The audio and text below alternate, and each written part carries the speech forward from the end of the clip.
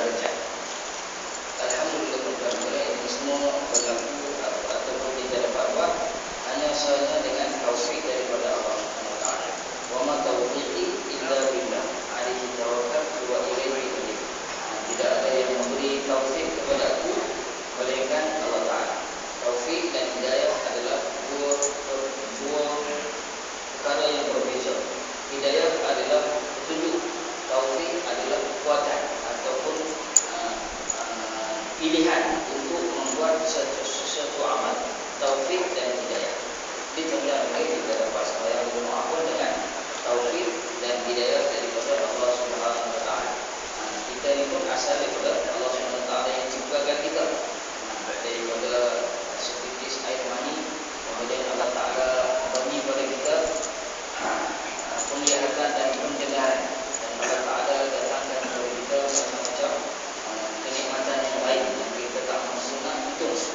Pun begitu kenikmatan seperti mana yang dibagi tahu Ustaz Imran sekarang, nikmat yang paling besar yang Allah Taala khusus bagi pada orang yang Allah suka adalah nikmat iman dan Islam. Jadi tuan-tuan mulia, sangat-sangat kita perlu bersyukur dengan nikmat dan Islam. Tuan-tuan mulia, dan nikmat yang kedua selepas nikmat iman dan Islam adalah nikmat kesihatan. Jadi tuan-tuan mulia, kesihatan pun perlu kita jaga untuk terus kita berkekalan dalam ketaatan kepada Allah Subhanahu Wa Taala. Sebab ketaatan kita ni pun hanya untuk mensyukuri semua yang Allah Taala kurniakan kepada kita. Tidak ada apa-apa untuk kita melainkan dia kembali kepada Allah. Inna lillahi wa inna ilaihi raji'un. Kita akan kembali pada Allah. Sebab semua apa yang kita buat ini tidak ada apa-apa. Kalau nak dinilai di sisi Allah Taala tidak ada nilai. Maksudnya kalau Allah nak pertikaikan amal ibadat kita ni, boleh dipertikaikan, boleh dilihat kualiti dia.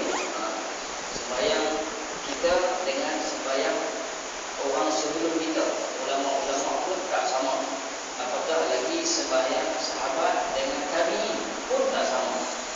Sembahyang sahabat Nabi dengan tabi'in pun tak sama. Sebab pernah berlaku satu kisah zaman tabi'in, mereka nak perang. Masa itu ada seorang dia sahabat Nabi yang hidup sezaman dengan Nabi, beriman dengan Nabi, yang hidup masa itu. Maka dia sembahyang sunat sehingga dia perintahkan untuk serang, untuk perang, barulah perang. Sebab tabi'in bergantung pada dia. Jadi tuan-tuan bila itu sahabat Nabi, tabi'in zaman awal-awal kebangkitan awal-awal Islam dulu. Dan kita ini adalah umat yang jauh daripada zaman kegemilangan Islam. Jadi tuan-tuan bila pun begitu, kita berada dalam satu zaman yang berlaku kebangkitan balik. Dia nak bangkit semula. Selepas tahun 60-70-an, kalau dulu orang pakai tudung itu dia dekat tutup sungguh. Kalau zaman dulu sekolah-sekolah pun pakai seluar pendek, perempuan pakai skirt, tapi sekarang ni dah berlaku banyak perubahan. Pegawai polis wanita pun dah pakai tudung. Jadi tuan-tuan mulia, ini adalah satu nikmat yang tanpa kita sedar sebenarnya satu nikmat yang besar. Jadi kita mohonlah kepada Allah Taala dengan hidayah bilik Allah Taala.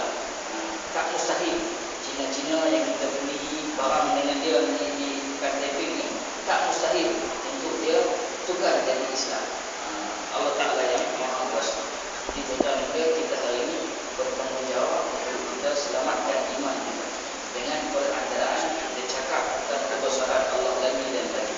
Mau tak mau kita kena cakap. Sebab tuan-tuan dia ada orang jumpa satu ulama, dia kata, kamu ni kenapa ni duk cakap tentang cakap dakwah sana sini, cakap ada apa, tak ada apa pun. Jadi tuan-tuan dia sebenarnya cakap ni dia memberi kesan. Pun ulama tu kata dengan hikmah, dia kata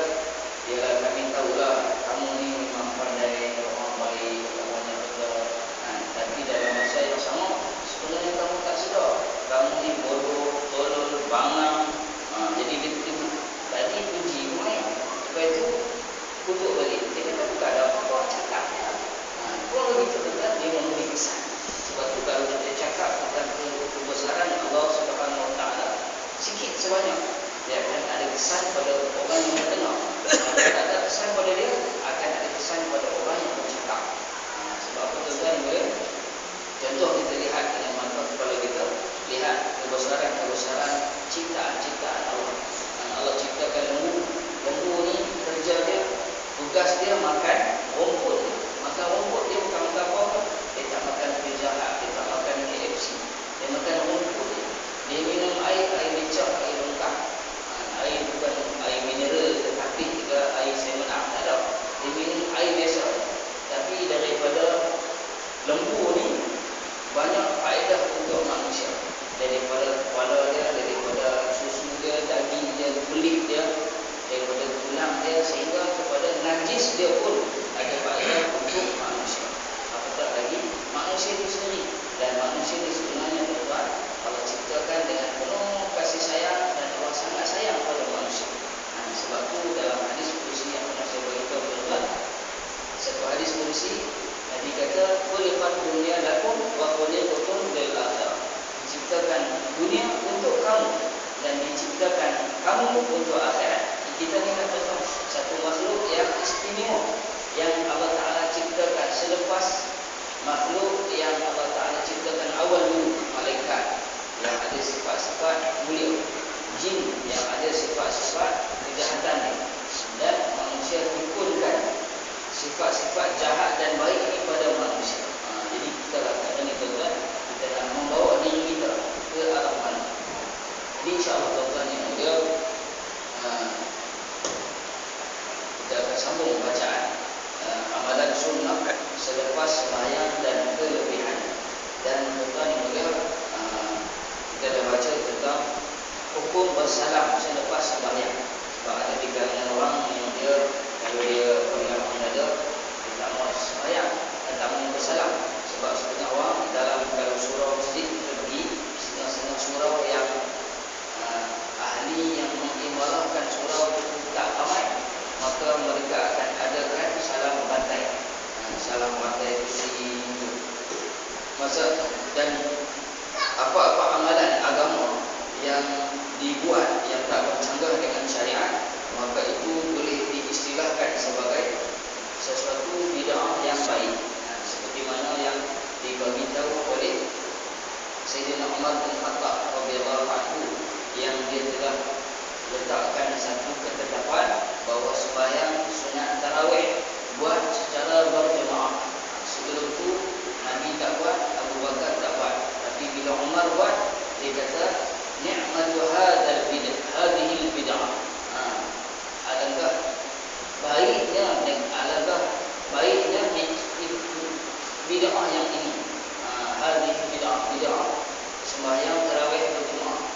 Jadi sudah ada sesuatu yang tak bercanggah dengan syariat, maka bagi tahu bahawa itu adalah satu bid'ah yang baik. Jadi contoh yang dia kalau bersalam-salaman pun dan tidak menjadi sesuatu yang perlu dipertikaikan. Dan salam-salam, tak salam pun tidak menimbulkan apa-apa masalah. Baik, ulama yang menghukumkan harus atau sunat bersalam selepas sembahyang. Di sini kami ingin membukakan pandangan dan pendapat para ulama yang mengharuskan menghukumkan sunat bersalam selepas sembahyang dan ulasan mereka mengenai. Yang pertama, Imam An-Nawawi rahmatullahi alaih atau rahimahullah adalah salah seorang tokoh ulama terkemuka yang telah menghukumkan bersalam selepas sembahyang atau solat berdasarkan kepada ijtihadnya sebagai sunat. Sunat untuk kita salam. Dan salam ini tuan-tuan, dia salam dua tangan. Dua tangan, genggam dua tangan. Muka tengok, mata tengok muka orang yang kita salam. Bukan salam kepala paling terbalik. Ini dinamakan salam sesuatu yang tidak manis ataupun tidak beradab dalam kita bersalam. Dia salam setengah orang itu muka. Sebab untuk apa tuan? Dia hubungan antara orang Islam dengan Islam yang lain dengan baik. Berhubung dengan masalah ini, Imam An-Nawawi telah mengulas mengenainya dalam kitabnya Al-Adhkar dengan katanya dalam matan Arabnya, anna hadhihi musafahata mustahabbatun 'inda kulli liqa'in.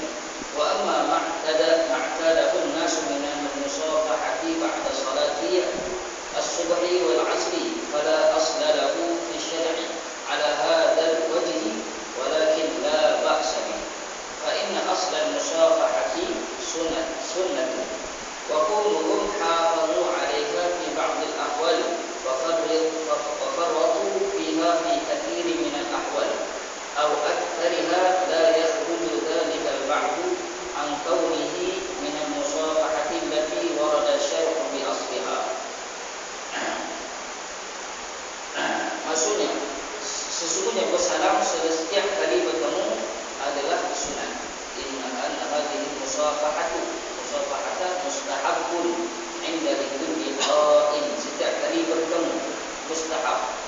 Sementara amalan bersalam selepas solat fardu subuh dan asar yang biasa dilakukan oleh orang ramai dari segi syarak, ia tidak mempunyai dalil. Sebab apa tuan? Selepas sembahyang subuh dan asar ni disunatkan untuk kita duduk berzikir kepada Allah Subhanahu wa taala. Sebab tu ada amalan ataupun yang diberitahu dalam hadis, siapa-siapa yang sembahyang subuh berjemaah kemudian dia duduk di tempat dia sembahyang tu berzikir sehingga terbit matahari dan dia mengerjakan sembahyang sunat 4 rakaat, maka dia akan mendapat pahala seumpama dia mengerjakan haji dan umrah yang mabrur.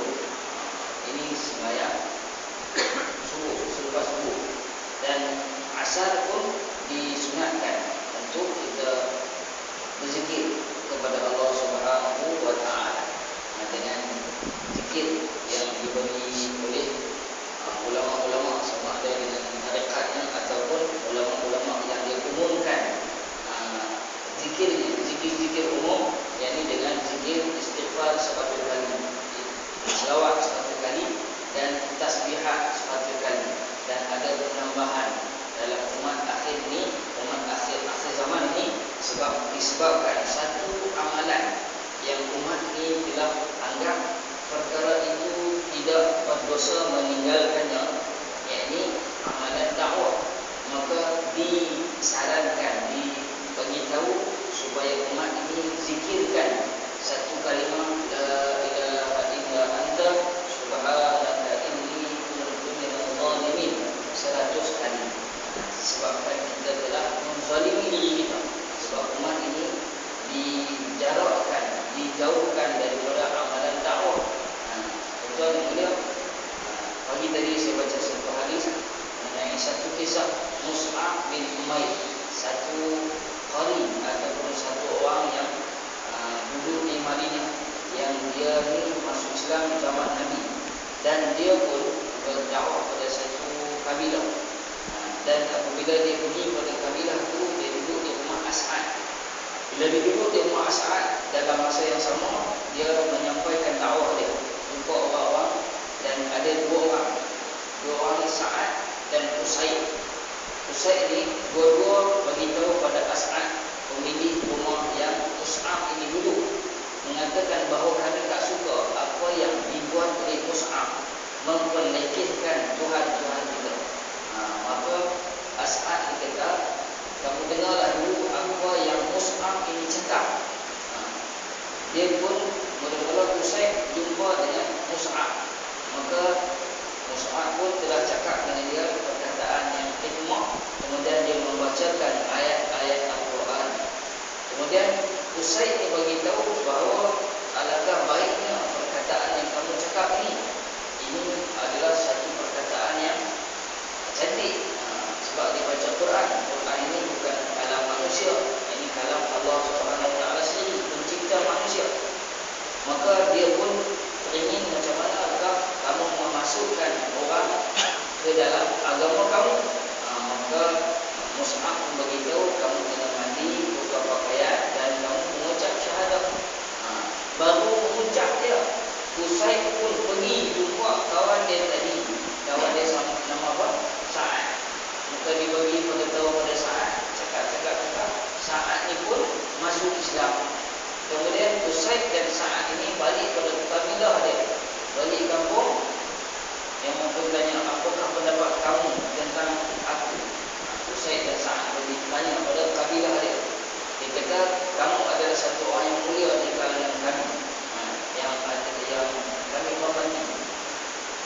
Sehingga dia kata, aku tak akan bercakap dengan kamu melainkan kamu semua masuk Islam. Maka satu kabilah telah masuk Islam. Padahal Musai dan saat ini belum lagi sembahyang, belum lagi kerti apa-apa. Mereka terus buat dakwah. Hari ini tuan-tuan yang mulia, kita telah jauh daripada kerja dakwah ni, sehingga kita anggap kerja dakwah ni bukan benda kita. Kita tak buat dakwah pun bukan salah yang orang lain buat dakwah. Jadi tuan-tuan yang mulia, kerja dakwah adalah kerja yang Allah Ta'ala anugerahkan khusus pada umat ini. Seolah-olah Allah Ta'ala datangkan Nabi Muhammad 23 tahun jadi Nabi, bagi satu tanggungjawab, ini kerja kamu. Bagi pada sahabat Nabi di Hajjatul Wada', bagi tahu pada sahabat Nabi, falyuballighu syahidul 'ala ghaib. Bila Nabi tanya pada sahabat, hal ballaghtu, sudahkah aku sampaikan? Nabi tanya 3 kali. Sahabat kata, bala, qad ballaghta. Nabi dah sampaikan semua agama, Nabi tak sorok sikit pun. Maka Nabi terangkan, Allahumma fashhad, ya Allah, saksikanlah pengakuan yang dibuat oleh umat aku ini. Maka Nabi beritahu, falyuballighu syahid 'ala ghaib. Bagi tahu pada orang-orang yang nampak hari ini, pada orang yang tak nampak. Jadi hari itu tuan mulia, hari itu bila kita keluar daripada masjid itu tuan mulia, dan kita sedar tak sedar, kita dapat satu nikmat bersalam-salaman. Kita bagi jumpa orang, bagi salam, assalamualaikum, assalamualaikum. Ini satu nikmat kan. Kita ni bukan orang Arab, kita orang Melayu. Pun begitu, kita dapat budayakan memberi salam. Disebabkan bukan Nabi datang tuan, bukan sahabat datang, tapi tabi'in telah datang ke Malaya ini. Mereka telah sampaikan kerja, mereka telah sampaikan agama sehingga kita masuk Islam. Yang jadi masalah hari ini tuan-tuan dan pujian, puncanya orang-orang Islam, mereka berpuas hati, kebanyakan berpuas hati dengan tahap agama yang ada pada mereka. Tahap agama yang ada pada kita ni, kita alhamdulillah, kita syukur. Kita syukur, tapi dalam masa yang sama kita tidak bergerak untuk menambah baik nilai-nilai agama yang ada dalam diri. Sepatutnya kita tambah nilai. Tuan yang mulia, yang berlaku pada tahap keduniaan, setiap orang tapi orang Islam sama, kita merasakan tahap dunia kita masih kita belum berpuas hati. Sebab tu lagi dan lagi kita berkejar-kejaran untuk dunia. Kerana diberitahu oleh Ustaz Imran malam, tapi dunia ni Allah bagi pada orang yang Allah suka, dan orang tak suka pun Allah bagi dunia. Tapi nikmat iman dan Islam Allah bagi hanya pada orang yang Allah suka sahaja. Jadi tuan-tuan yang mulia, kita dalam beramal ini, kita minta pada Allah, ya Allah, kita inginkan keridhaan Allah, kesukaan Allah. Bila Allah suka kat kita, semua Allah Ta'ala akan memudahkan. Jadi tuan-tuan yang mulia, sama-samalah kita jaga amal-amal ini dengan kita ambil balik tugas dakwah. Tugas dakwah tuan-tuan yang mulia bermula daripada diri kita sendiri. Kita sampaikan dakwah untuk orang, kepada orang, untuk diri kita, pada anak-anak kita, pada isteri kita, pada jiran tetangga kita, kawan-kawan, sahabat andai. Dan untuk orang kafir ini, kita kena buat satu persiapan, persediaan. Kurang-kurangnya kita sampaikan juga kebaikan Islam.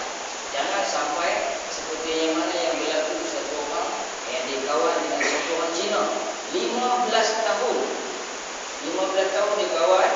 Cina ni kenal satu Cina lain yang masuk Islam, dan Cina ni masuk Islam dengan perantaraan kawan dia yang Cina masuk Islam. Dan Cina ni beritahu kat Melayu ni, hang ni memang tak guna. 15 tahun kawan dengan hang, sepatah pun tak pernah cakap pasal Islam. Jadi tuan-tuan yang mulia, kita satu lagi, tuan-tuan yang mulia, kawan-kawan kita yang Islam, yang bukan Islam, kita bagi tahu kebaikan Islam. Kurang-kurang kita sampaikan. Sebab bagi tahu dengan ajak satu perkara yang lain. Bagi tahu kita bagi tahu sahaja. Tapi kalau kita ajak lain. Macam juga kenduri. Kalau kita jumpa orang, kita bagi tahu orang, saya ni nak kenduri sekian-sekian hari. Kuih sekian-sekian, nanti sekian-sekian umat. Kita pun tak apa. Dia bagi tahu. Tapi bila tiba hari kenduri, selepas kenduri kita tak pergi. Dia kata kenapa tak pergi? Saya bukan dijemput, saya dibagi tahu. Baru kita, ya tak ya juga. Tadi bagi tahu ya, tak jemput. Sebab itu tuan, bagi tahu dengan jemput ataupun bagi tahu dengan ajak tak sama. Sebab itu kita dalam masa yang sama kita bagi tahu dan kita ajak. InsyaAllah tuan ya. Jadi Imam Nawawi kata selepas sembahyang subuh dan sembahyang asar tak kalau kita bersalam-salaman selepas sembahyang, dia tidak ada dalil. Sungguh pun begitu, bukan menjadi suatu kesalahan mengamalkannya. Kalau tak salah lepas sembahyang subuh nak salam atau lepas sembahyang asar. Kerana hukum bersalam pada asalnya adalah sunat. Tindakan orang ramai memelihara amalan bersalam pada waktu-waktu tertentu dan selalu cuai dalam mengamalkannya pada kebanyakan waktu lain, tidak mengeluarkan amalan bersalam tersebut daripada hukum asal, iaitu sunat yang telah tercatat dalam hadis-hadis sahih yang diriwayatkan. Sesungguhnya Imam Muhammad bin Abdul Salam telah menyebutkan bahawa perkara-perkara bid'ah itu terbahagi kepada 5 bahagian, iaitu wajib, haram, makruh, sunat dan harus. Katanya lagi, antara contoh amalan bid'ah yang harus adalah bersalam selepas sembahyang subuh dan solat asar. Ini dikatakan harus. Buat apa, tak buat pun tak apa. Tapi waktu-waktu lain kita bersalam, itu adalah sunat. Sebab itu tuan-tuan, kalau kita tengok keadaan, kalau kita tengok orang tu dia tengah berzikir dengan pegang tasbih dia, tiba-tiba kita nak bagi salam. Maksud dia kena tukar, nak pegang tasbih dia. Tidak, rugilah. Dia sebab kita ni, amal kita ni masih berkira-kira. Melainkan dengan orang dia berzikir tasbih dia laju lah. Dia bukan yang orang mengira satu-satu, tasbih dia laju. Maka kalau kita nak salam pun dia buat tasbih dia, tak salah, kita nak salam. Tapi kalau orang yang dia tasbih bilang satu-satu ni, kita nak salam dia, angkat tangan pun dah memadai untuk kita raikan dia. Dia tidak menjadi satu orang yang sombong, yang tak bertegur sapa dengan orang. Ini caranya yang perlu kita faham, insyaAllah. Namun begitu, pendapat Imam An-Nawawi ini telah disanggah oleh Al-Hafiz Ibnu Hajar Asqalani dengan katanya. Imam Hafiz Ibnu Hajar ni, saya pun lagi dengan saya Imran, dia kata Ibnu Hajar ni takkanlah orang nama anak batu. Saya pernah jumpa orang anak batu. Hajar ni batu. Kalau Hajarul Aswad, batu hitam, takkanlah anak batu. Tapi dia ni digelarkan Imam Ibnu Hajar sebab dia ni satu orang yang bila dia mengaji selalu tak dapat, mengaji tak dapat. Tapi bila sehingga dia berhenti daripada nak mengaji, sampai satu masa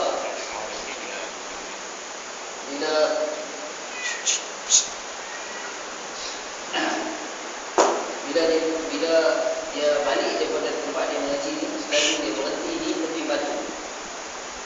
Sehingga bila dia balik tepi batu, satu hari dia tengok batu tu ada sintisan air daripada atas kena pada batu tu, dan batu tu lekuk.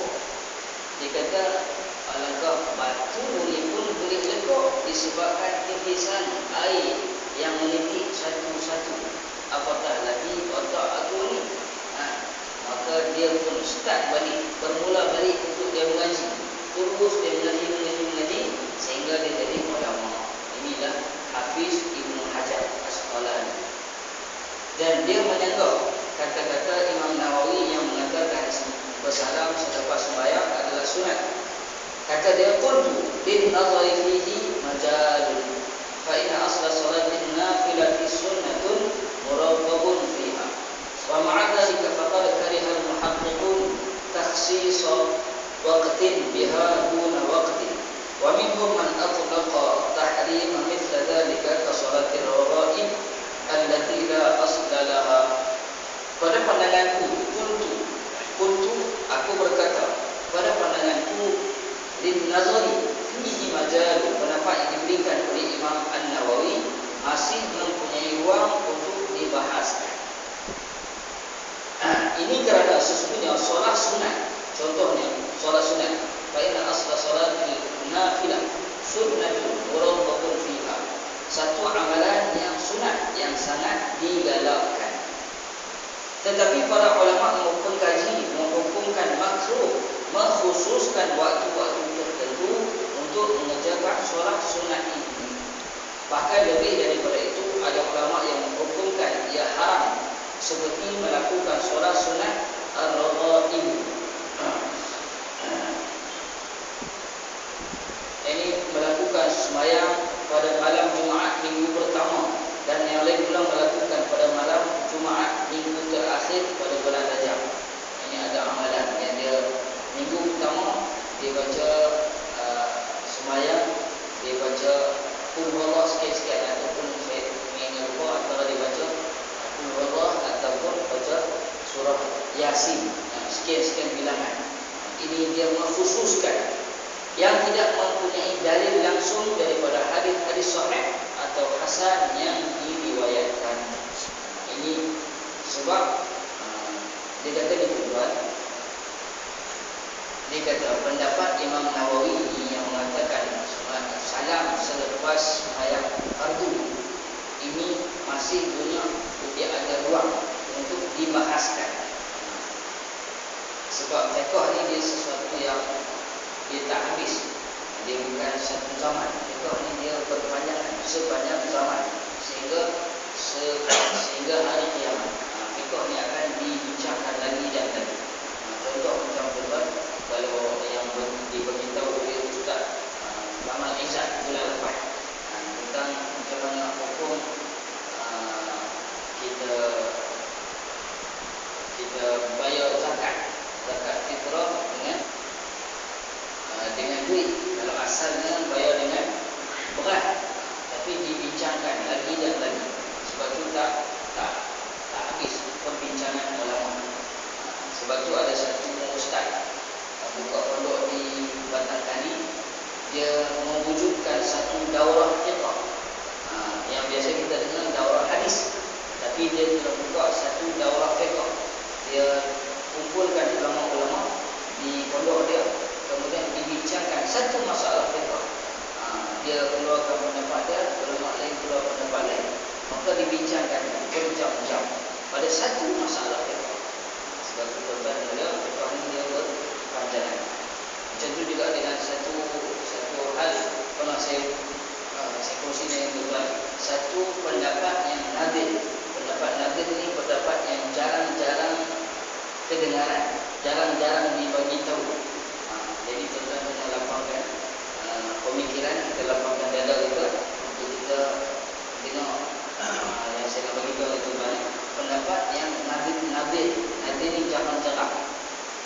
Pendapat yang mengatakan hadis Nabi, hadis ni sahih, mengatakan bahawa satu orang perempuan boleh menyusukan lelaki untuk dijadikan anak susu yang lebih daripada umur dia 2 tahun.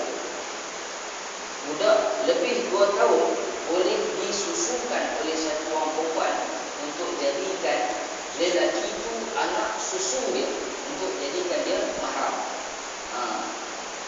Yang ini berlaku pada kisah satu orang sahabat yang dia ada kawan karib, dan kawan karib ni umur dia muda tapi dia jadi macam anak angkat dan kawan rapat, dan selalu masuk keluar rumah dia, dan di rumah dia ada isteri dia. Maka isteri dia kata, ini bukan mahram ni, macam mana keluar masuk dia berfitnah. Maka mengadu kepada Nabi, maka Nabi bagi tahu susukan dia. Dia pun susukan dia, padahal budak tu orang tu umur dia 18 tahun. susukan, bukan dia menyusu dengan badannya. Maksudnya dia ubah susu dia, bagi minum dalam gelas 5 kali minum, maka dia jadi anak yang haram, anak susu. Jadi pendapat ini jangan ramai kita tahu, dan saya pun baru pertama kali tahu benda ini. Jadi tuan-tuan yang mulia, bahawa selepas daripada peristiwa itu tidak timbul perkara ini, maka sebab ulama banyak mengatakan bahawa hadis ini adalah khusus untuk sahabat itu seorang, disebabkan dia akan menimbulkan fitnah pada orang lain. Pun begitu, di akhir-akhir zaman ini tuan-tuan, banyak orang dia akan menyatakan bahawa dia ni adalah pendapat dia mungkin boleh diterima. Maka kalau dalam Facebook kita tengok banyak pendapat-pendapat yang berbagai-bagai. Kadang-kadang bercakap pun begitu orang pun masih boleh terima. Contohnya tuan-tuan yang berlaku dulu, orang Islam boleh pegang anjing, boleh ada perkara lain yang lebih berfaedah yang boleh dibuat. Tak perlulah nak pergi pegang anjing, perlu dia ambil gambar ni kan. Jadi tuan-tuan yang muda, ini pendapat-pendapat. Sebab tu ada yang mengatakan kalau tak salah saya, ada ulama yang dalam kitab dia kata lau sakatal man la yadri lastaraha wa ara. Kalaulah orang yang tak tahu, lau sakata man la yadri, kalaulah diam orang yang tidak tahu, man la yadri, orang yang tak tahu itu dia diam, lastaraha, maka kamu akan lihat ada kebaikan.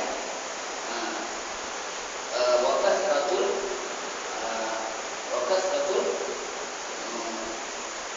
dan akan banyak kebaikan, waqilatul khata'a, dan akan berkurangnya kesalahan-kesalahan ataupun dosa. Sebab orang yang tak tahu ni dia duduk diam. Dia tahu dia cakap, dia tak tahu saya tak tahu. Jadi tuan-tuan yang mulia, adalah lebih baik. Sebab tu tuan-tuan yang mulia, pun begitu tentang pendapat yang bagi tahu bahawa orang perempuan boleh susukan lelaki yang lebih 2 tahun ini pernah berlaku zaman di Universiti Azhar. Sebelum itu satu ulama fiqh dia keluarkan pendapat, sebab orang Arab ni perempuan adalah satu bangsa yang dia sangat cemburu pada orang perempuan. Dia akan mengasingkan orang perempuan. Orang perempuan dia tutup muka dia, tak lihat kelibat dia. Kalau dia buat rumah pun rumah yang tertutup. Sehingga ada orang yang dia berkawan dengan kawan dia tak tahu nama bini kawan dia. Sebab apa? Punya cemburunya orang Arab. Pun begitu bila berlaku orang perempuan bekerja di pejabat-pejabat, maka ulama ni telah keluarkan pendapat orang perempuan boleh kerja di pejabat dengan jalan mereka ni susukan ahli-ahli pejabat dia untuk dapat anak mahram. Maka ditentang oleh ulama-ulama lain yang mengatakan tak betul, tak boleh, ini haram. Sebab hukum itu adalah khusus untuk sahabat itu seorang. Jadi tuan-tuan yang mulia, sebab itulah dia dalam pendapat ini pun Imam An-Nawawi dia beritahu sunat, tapi disanggah oleh Hafiz Ibnu Hajar. Jadi tuan-tuan yang mulia, ini dia nak beritahu bahawa bersalam-salaman ini adalah harus.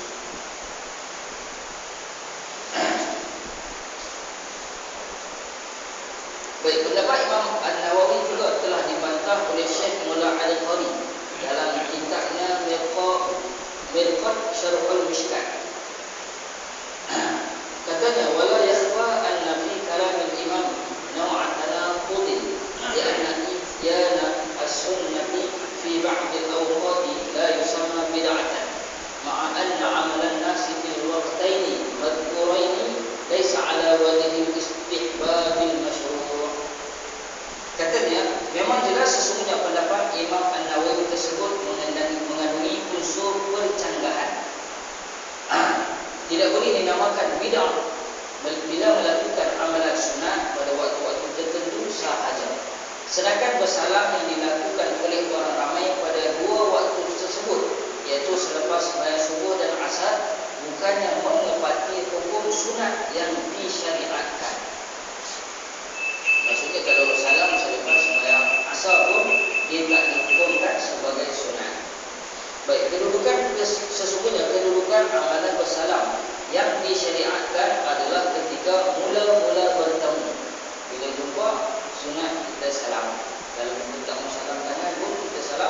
dengan salam ucapan. Sedangkan para makmum pula sebelum solat kadang-kadang telah pun bertemu dengan tanpa bersalam. Sebab itu jadi kebiasaan dan jadi uruf biasa. Kita sembahyang 2-3 orang pun, lepas bagi salam kita doa apa kita nak salam, tak menjadi masalah. Ini bukannya sesuatu yang wajib ataupun kalau tak buat tu janggal. Macam tu juga dengan orang akad nikah. Orang akad nikah dia mesti salam. Bila dia dah ijab, dia kena unjuk tak untuk orang tu kabul. Dia tak jadi wajib. Bukan dia salam, dia kena unjuk. Sebab pernah saya akad nikah, kita salam, kita tak unjuk. Jadi pengantin dia tunggu-tunggu bila dia punya time tu untuk dia ijab. Sebenarnya itu pun nak kena diberitahu. Sebab salam pun tak apa, tak salam pun tidak menjadi masalah.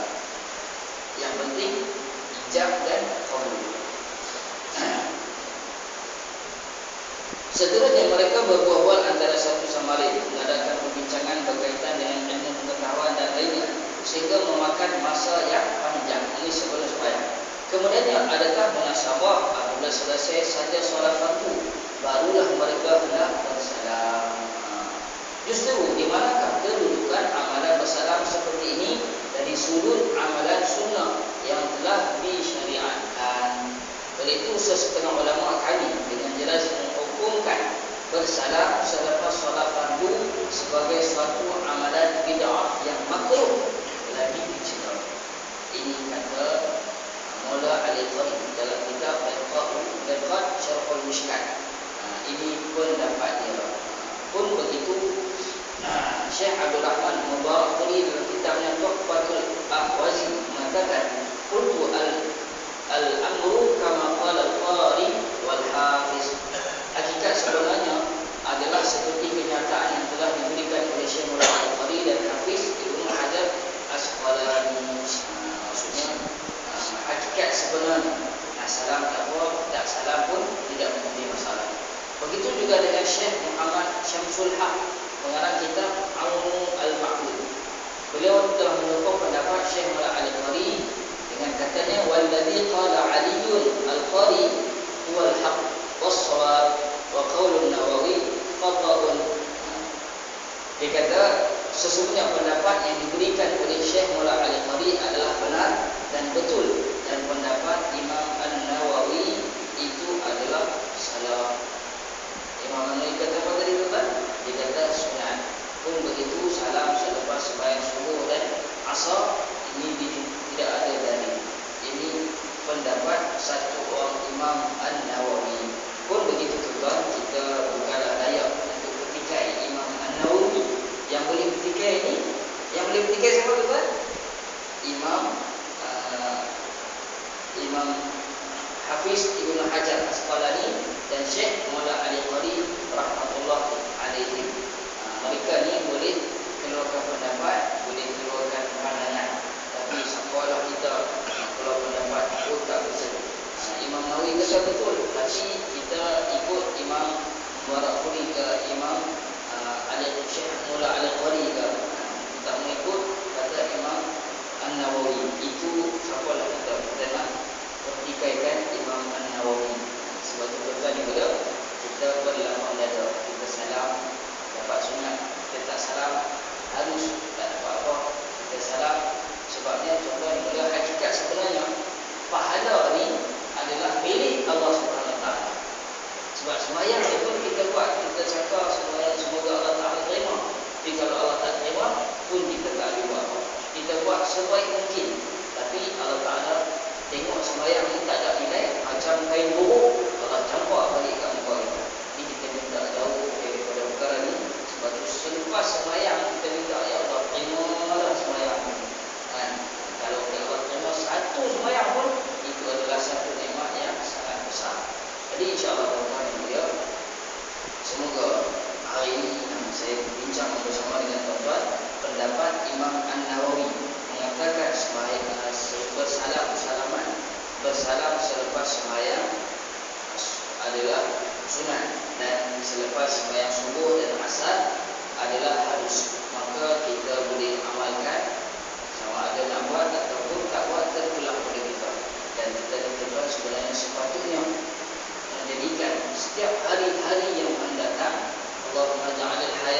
ziyadatan lana fi kulli khair. Ya Allah, jadikanlah kehidupan aku ini setiap hari bertambah-tambahnya amalan-amalan baik yang soleh. Semoga ini menjadi bekal untuk kita bawa kepada Allah Ta'ala dalam keadaan amal-amal kita yang disukai oleh Allah. Bukanlah kita beramal untuk syurga atau neraka, malaikat kita buat hanya semata-mata untuk Allah suka. Bila Allah suka, semoga kita ni akan Allah tempatkan tempat yang kita suka secara baik. Jadi apa yang baik itu daripada yang baik daripada Allah SWT, yang lemah itu daripada kelemahan saya. Dan kalau ada kata-kata yang tersinggung di hati tuan-tuan, saya minta maaf kepada tuan-tuan. Semoga Allah Ta'ala bagi taufik untuk kita amal dan kita sampaikan. Tuan Yang Mulia, dengan izin, 2 atau 3 soalan. Nombor 1, adakah sunnah bila kita semayat